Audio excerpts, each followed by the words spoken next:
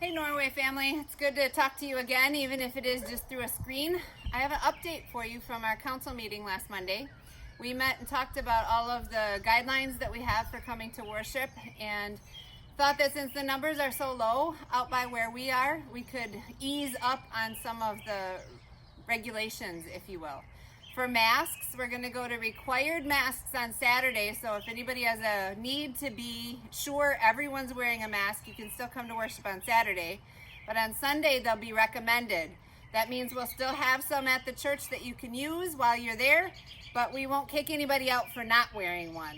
So if there's a reason you can't wear one and you've just been waiting to come to church, you can come to church now as well. We're still going to make an ask for people to use the social distancing so that we're all still pretty safe while we're together, but we're going to add back in some of the singing. And as I said, the masks will now be recommended, not required for Sunday worship. So that's a change there. We've had a few people ask why the building is remaining locked during the week. The simple reason is we need to know where people are in the building so we can clean effectively. So when it's locked, people have to call to get in. Even if you have a key and get in yourself, you should still stop in the office, tell us where you're going to go so we can go and make sure that it's cleaned after you leave. And that's important for everyone to do, key or not. In addition, even if there wasn't an issue with COVID, we would still want to encourage the office and the church to be locked during the week for two main reasons. One is the safety of the staff. Often there's a limited number of staff in the building, and it's just not safe to have the building open and where people can get in and remain in the building when they're not supposed to.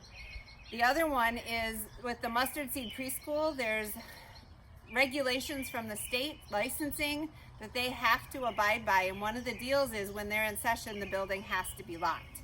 We've kind of skirted around that issue in the past, but this is just a way for us to make sure we're abiding by all of the licensing regulations there are with the preschool in the building.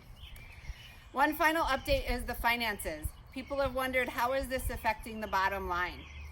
Well, actually, I have a big thank you. Since people have transitioned to online giving or direct deposit from your account into the church account through your bank, we are doing pretty well. Our offerings are actually at or a little above where they need to be this time of year. So good job.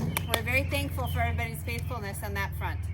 But because we've missed in-person Easter, we've also missed the barbecue won't be happening. So that was $15,000 we hoped for. So at this point, at the end of May, we're behind. Expenses exceeded income by $32,500.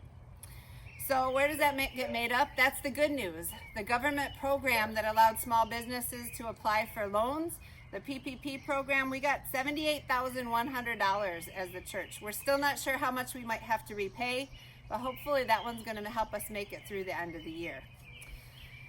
I know I speak for the entire council and all the staff at Norway when I say your safety and our being the church together is still upmost in all of our minds. So I hope that this small update has helped you see that we're still trying to take all the precautions necessary, but also keep in mind that what we do together is important, and we want to make options available for everyone as much as possible to do worship together again.